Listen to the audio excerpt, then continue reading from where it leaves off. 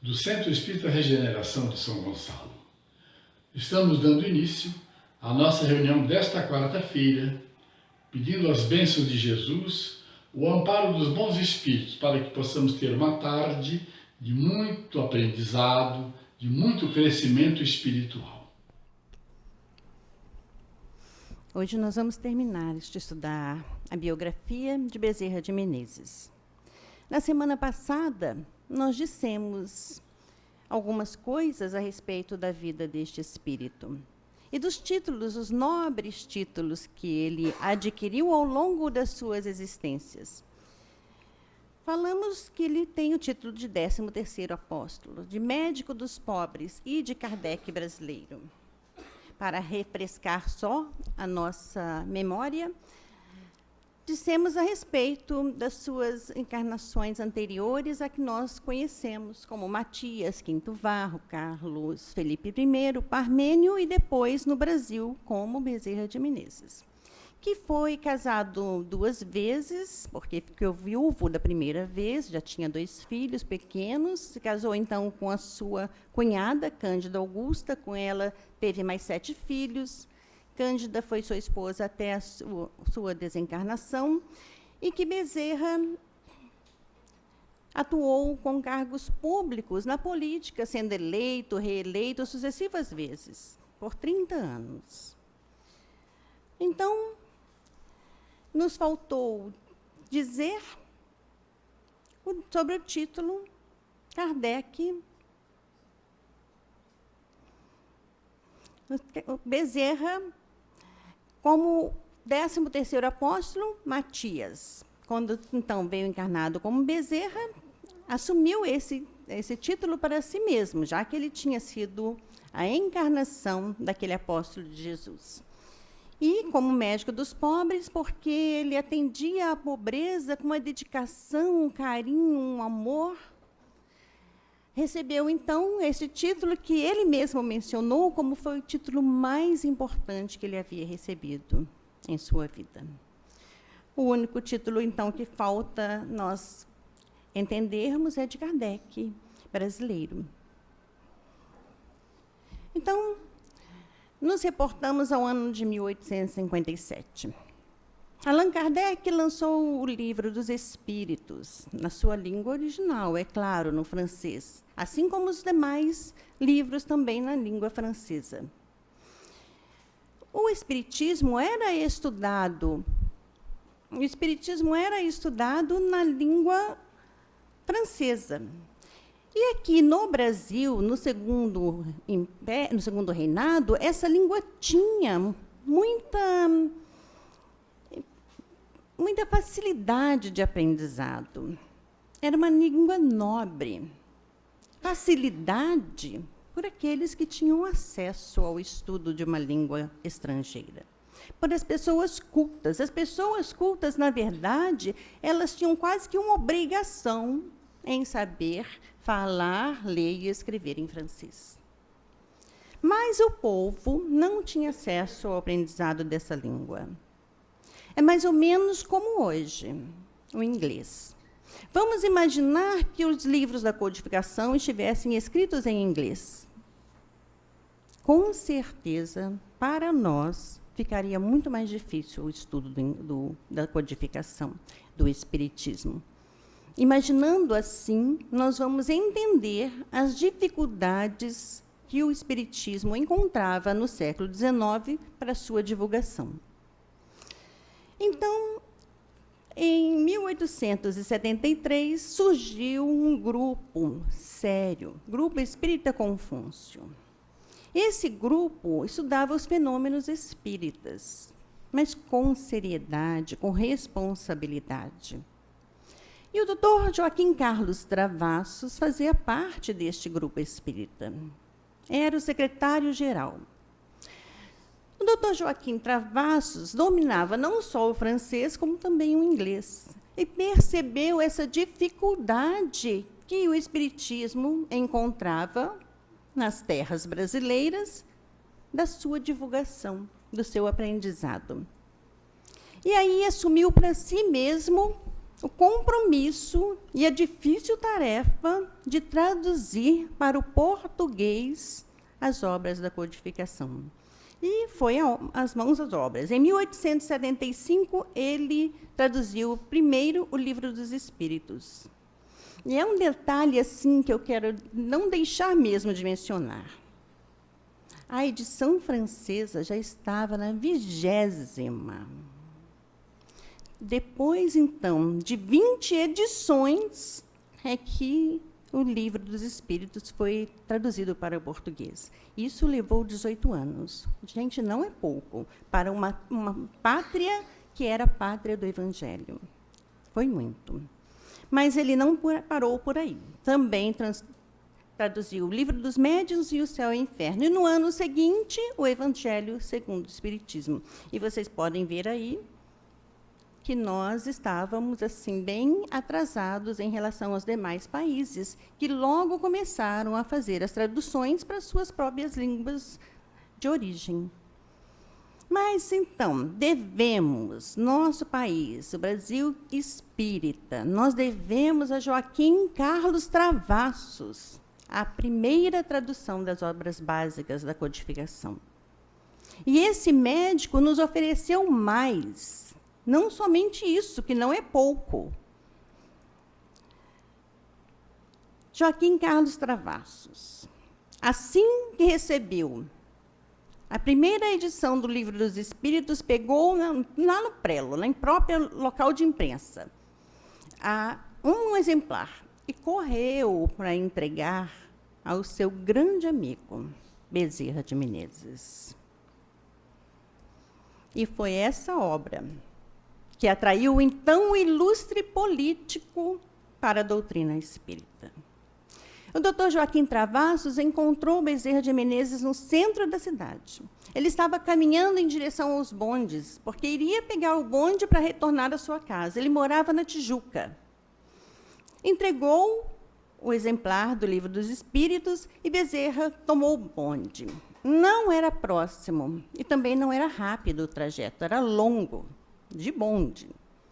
Então, ele não tinha nada para fazer. Quando se sentou, sabendo que iria levar um longo tempo até sua casa, abriu aquele livro, passou os olhos por algumas coisas e interessou imediatamente por aquilo que ele leu. E fechou o livro. Aí abriu o livro. Aí disse assim: ora, Deus, não irei para o inferno somente por ler isso. E aí não tirou mais os olhos do Livro dos Espíritos.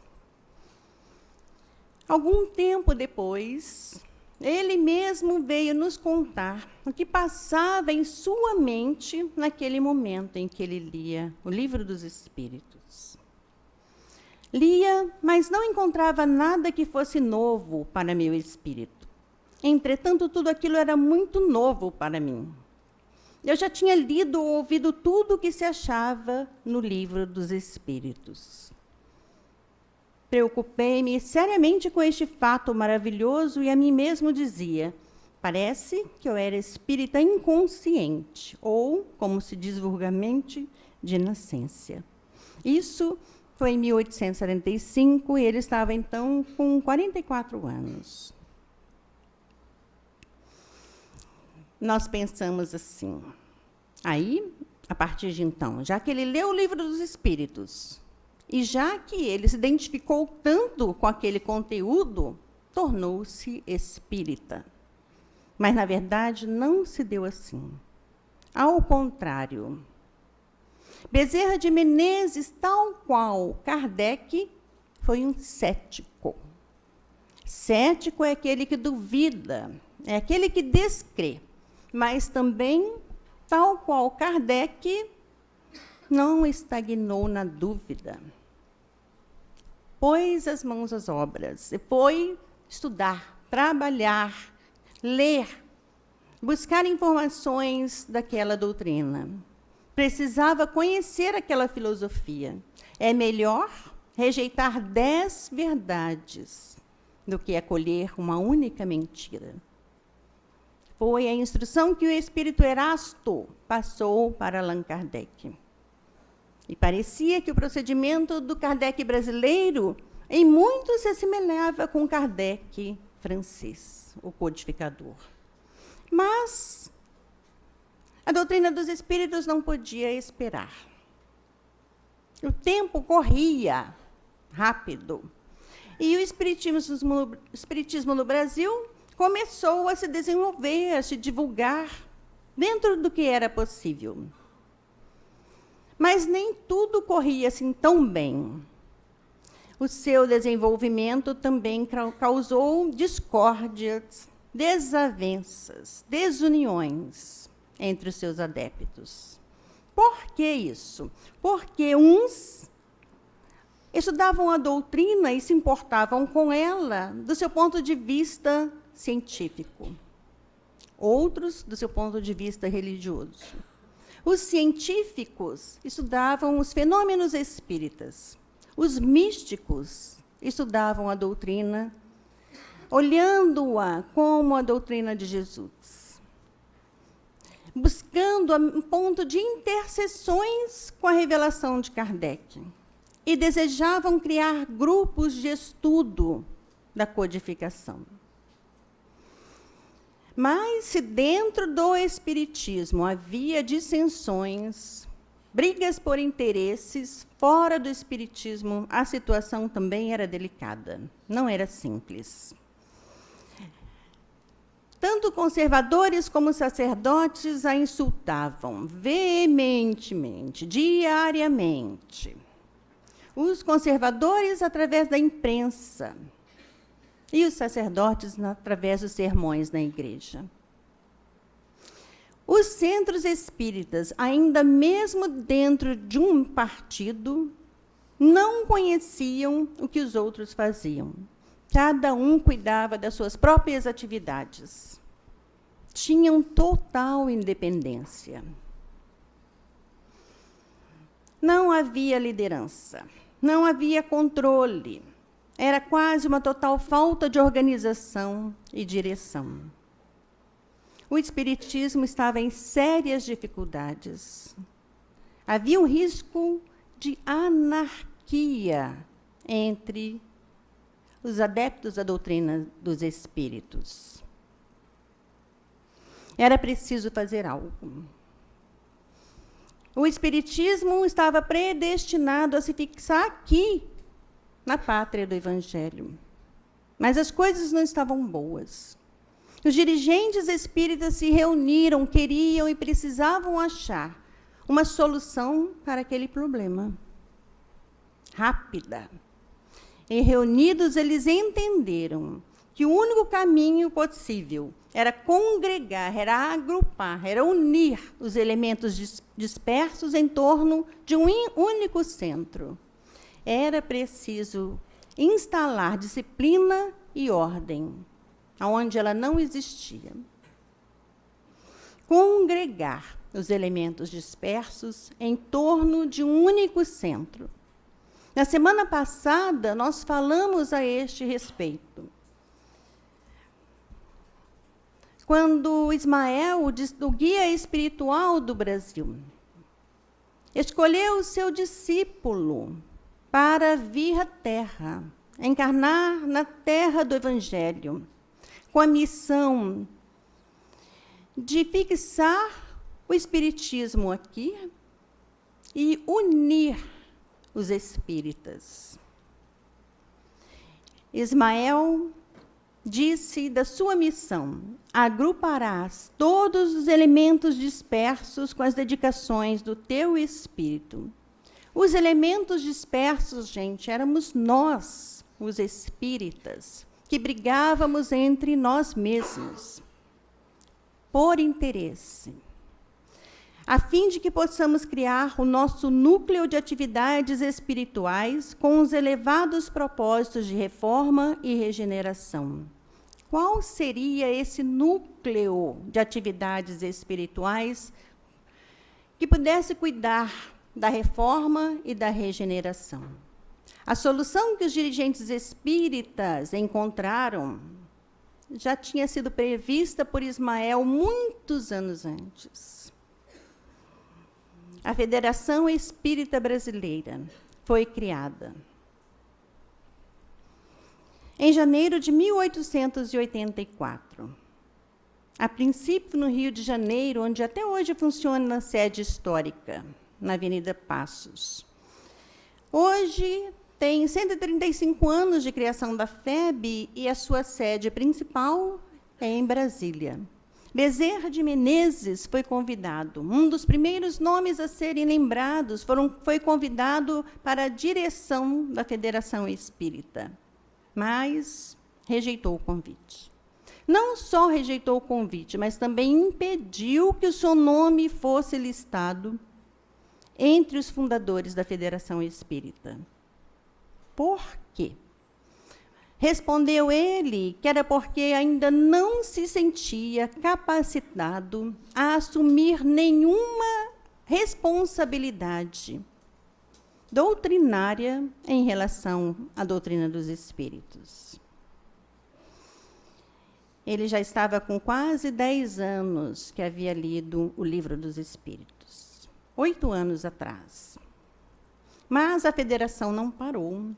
Mesmo naquele ano em que ela surgiu, já conseguiu o seu objetivo principal, uniu os grupos espíritas, ouviu os grupos espíritas, e um ano depois iniciou uma série de conferências, porque pretendia divulgar os postulados da doutrina, para que mais pessoas tivessem acesso aos seus ensinamentos. Isso também deu sangue novo ao espiritismo, porque principalmente oradores reconhecidos se ajuntaram a eles. E aí as conferências se multiplicaram, a divulgação da doutrina ganhou um ritmo melhor. A FEB, a Federação Espírita Brasileira, era o núcleo de atividades espirituais que Ismael pretendeu criar e conseguiu criar.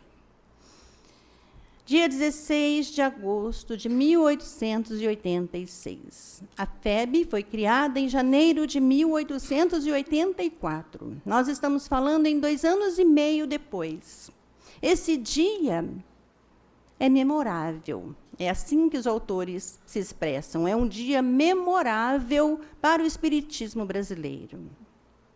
Neste dia, Bezerra de Menezes conseguiu abalar os meios religiosos, médicos e políticos numa mesma situação. Era comum as reuniões que ocorriam no Salão Nobre da Guarda Velha. Hoje, lá é a Avenida 13 de Maio, no Rio de Janeiro.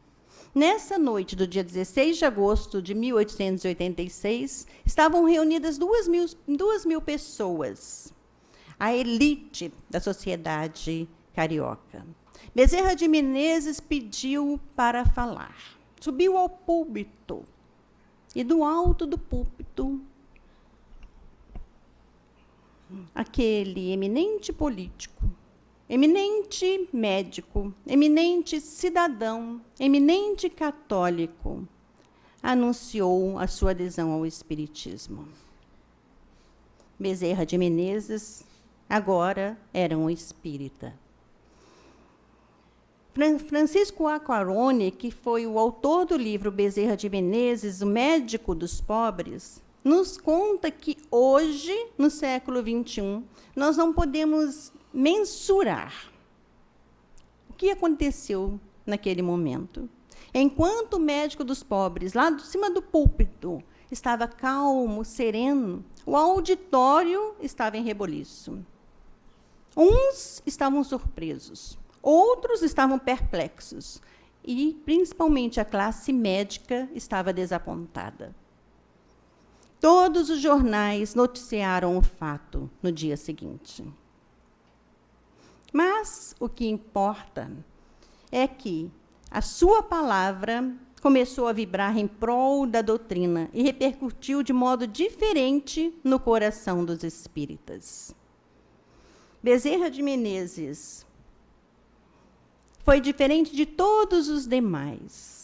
Ninguém se lançou à luta com mais coragem, mais convicção e mais ânimo.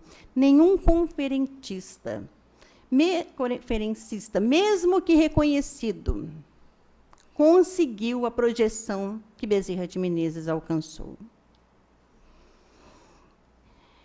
E, 3 anos depois, assumiu pela primeira vez a presidência da FEB, depois a vice-presidência, e voltou novamente à presidência com já 64 anos de idade. Durante o seu período na FEB, ele introduziu os estudos sistematizados, primeiro do Livro dos Espíritos, e depois do Evangelho segundo o Espiritismo, e fundou a primeira livraria espírita do Brasil. Ninguém trabalha sozinho, nem nós trabalhamos sozinhos. Esse espírito com tamanha missão não poderia trabalhar sozinho. E tinha ao seu lado uma pleiade de espíritos a lhe ajudar, lhe orientar, sustentar nessa missão que não é nada fácil. Ainda hoje não é fácil.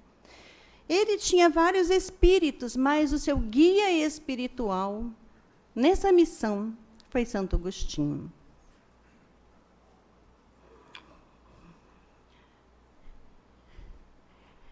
Este livro, Brasil, Coração do Mundo, Pátria do Evangelho, escrito por Humberto de Campos, narra sucintamente as atividades de Bezerra de Menezes dentro da federação. Bezerra de Menezes, com grandes sacrifícios e indescritíveis devotamentos, utilizando suas inesgotáveis reservas de paciência e humildade, eliminou as mais sérias divergências e aplainou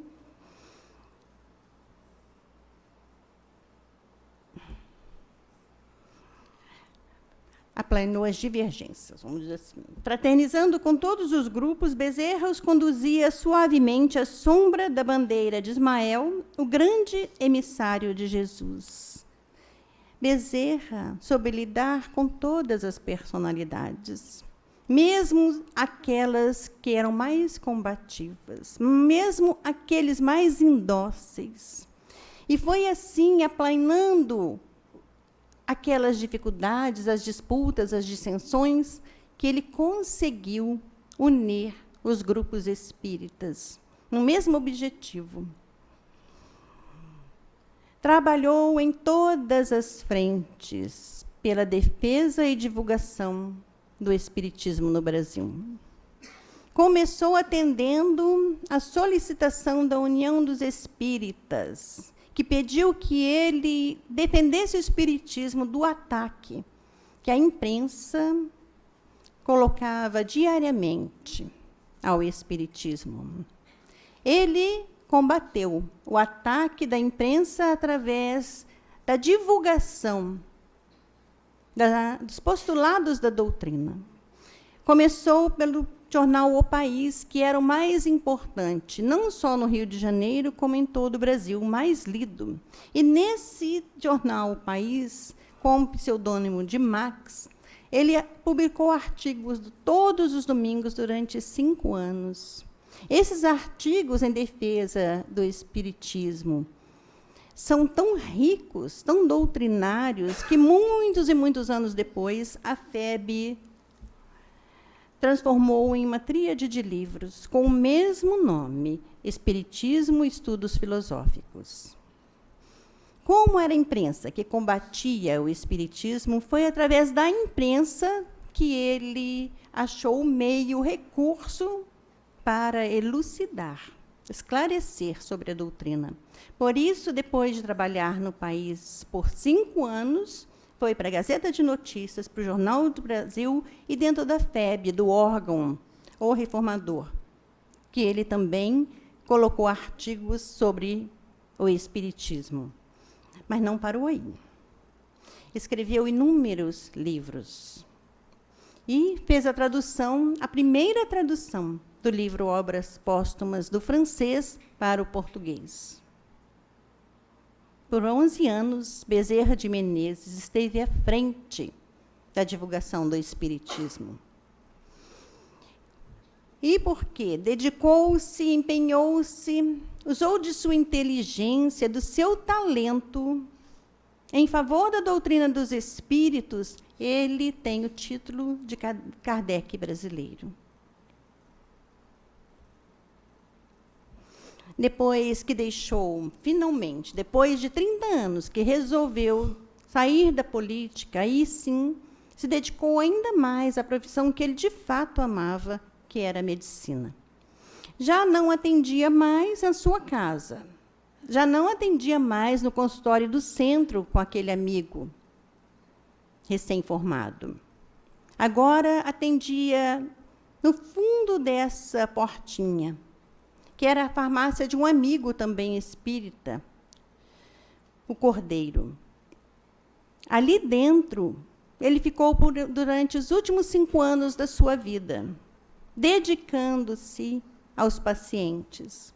Não somente aos pacientes pobres, aos miseráveis, mas pessoas ricas que vinham dos palacetes do Flamengo buscar um médico do subúrbio para se consultar. E vendo a fila de pessoas aguardando para serem atendidas, a gente podia julgar que ele era um médico rico. Mas era muito diferente o que acontecia na verdade. Bezerra de Menezes não cobrava as consultas que fazia, porque via na medicina um sacerdócio, uma missão apostólica. Ele não conseguia cobrar. Mas a sua família precisava de gêneros alimentícios, de se alimentar, de recursos. E esses recursos não chegavam em casa.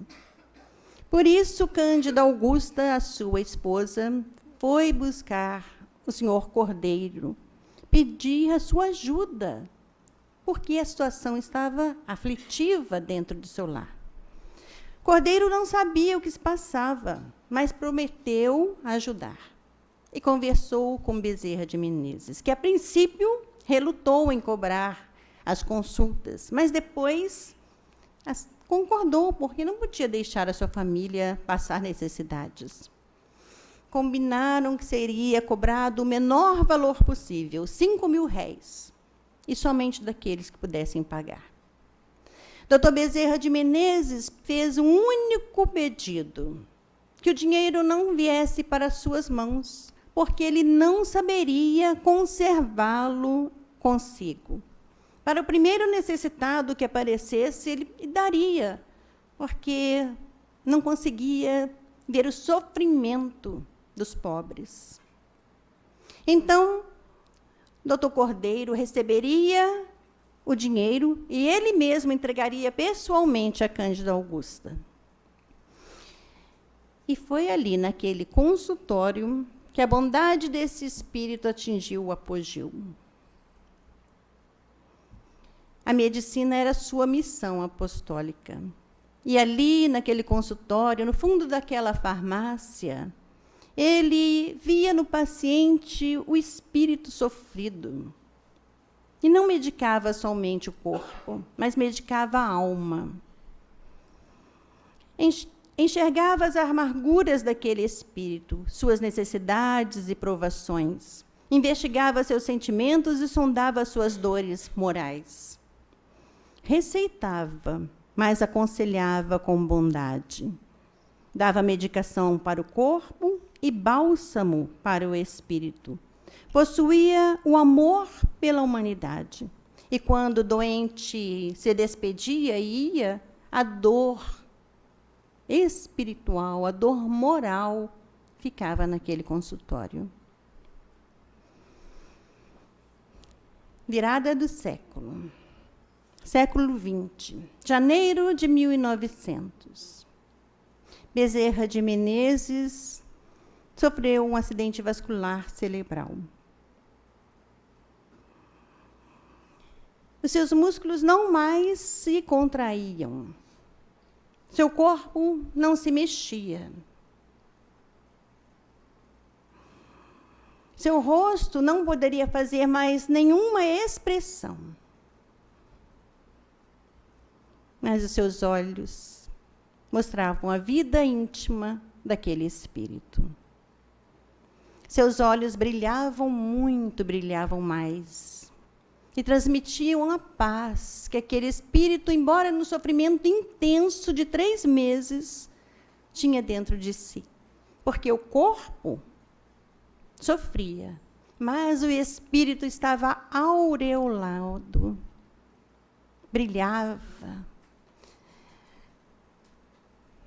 Naquele quarto simples, onde tinha uma cama de ferro, uma mesinha. Nessa mesinha, uma jarra d'água, receitas, remédios, que ele fazia questão que fossem homeopáticos. Ele recebia os seus amigos. Nunca esteve só. Havia uma cadeirinha de palha, onde lá aqueles que o amavam iam se revezando. Não podiam conversar com o enfermo, porque ele não poderia responder. A sua boca não se mexia. Então, era recomendado entrar em silêncio e em silêncio sair. Eles entravam na ponta dos pés, se sentavam na cadeirinha, olhavam para Bezerra, recebiam por aquele olhar as vibrações de harmonia.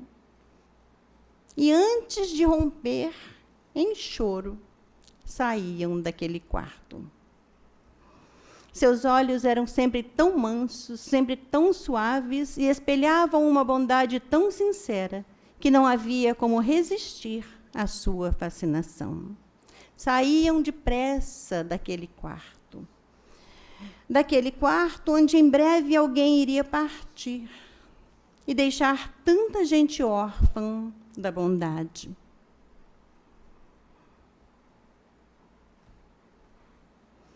Abril de 1900.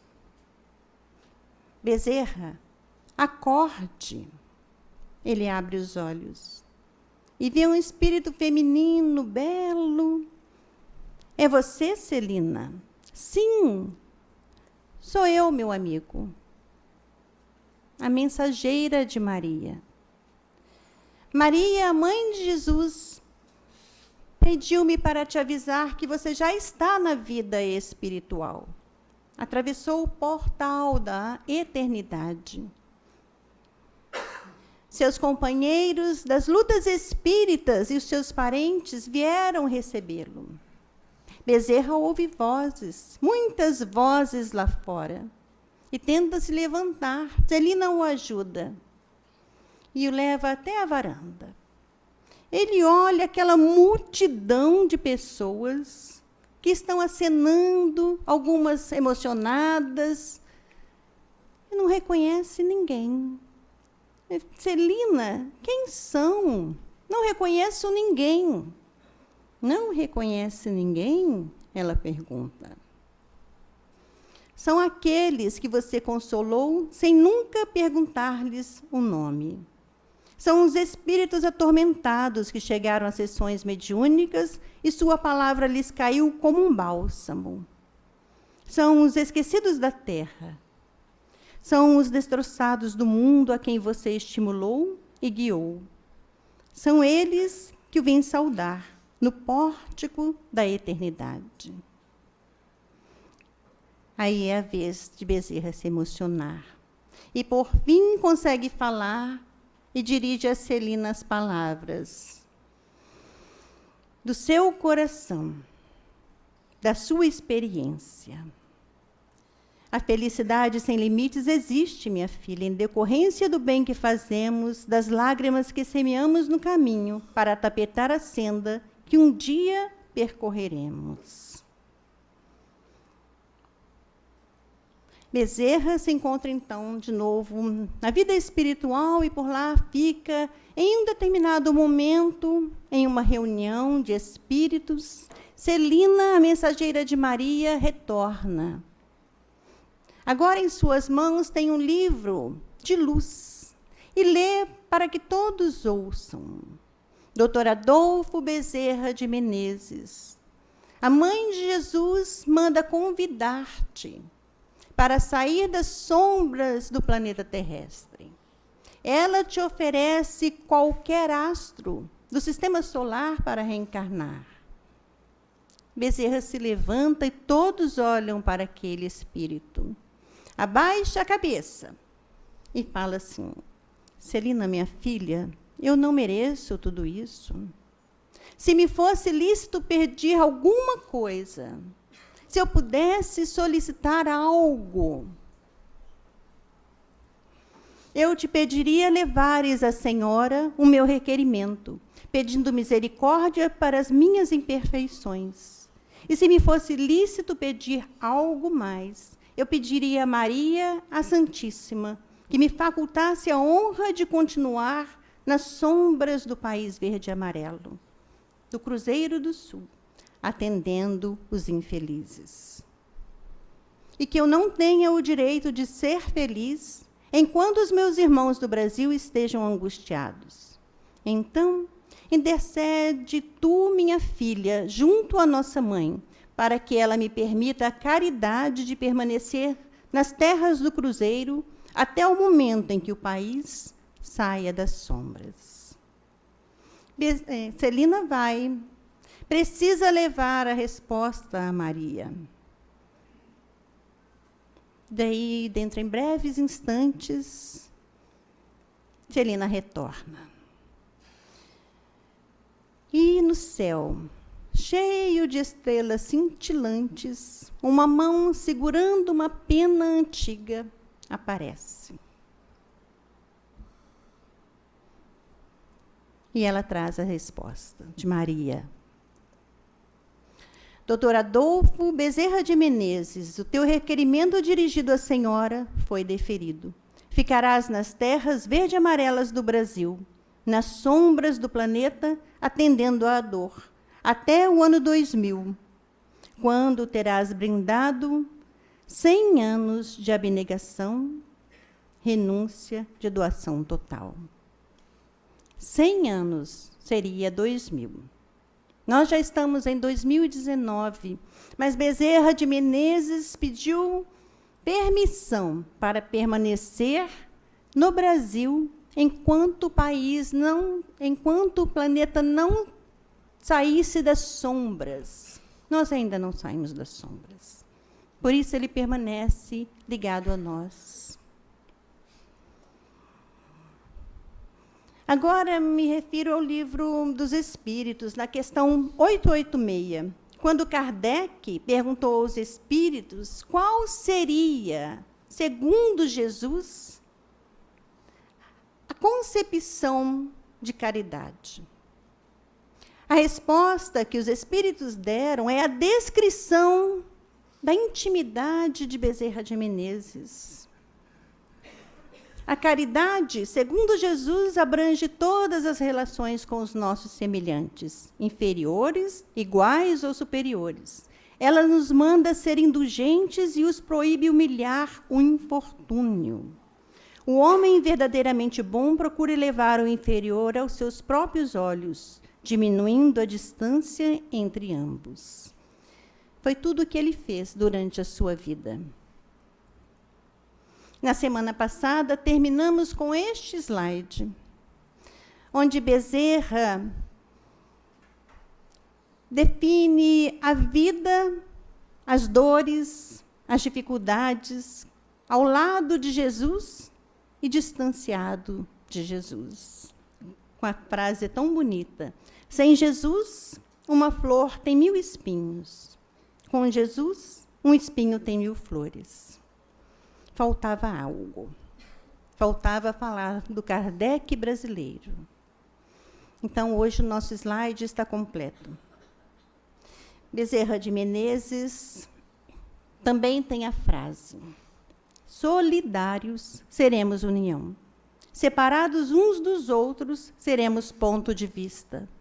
Juntos, alcançaremos a realização de nossos propósitos.